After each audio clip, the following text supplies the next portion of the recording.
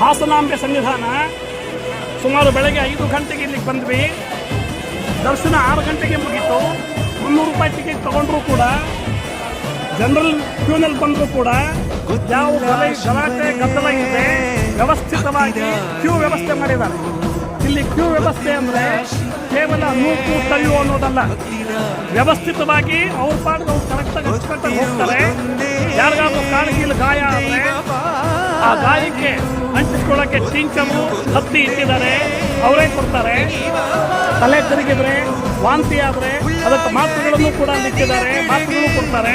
ಹಾಗಾಗಿ ಇಲ್ಲಿ ವ್ಯವಸ್ಥೆ ಚೆನ್ನಾಗಿದೆ. ಪೊಲೀಸ್ನವರು, ಸಿಬ್ಬಂದಿ, ಮುನ್ಸಿಪಾಲ್ಟಿಯವರು ಬಹಳ ಅಚ್ಚುಕಟ್ಟಾಗಿ ಕಾರ್ಯ ನಿರ್ವಹಿಸ್ತಾ ಇದ್ದಾರೆ.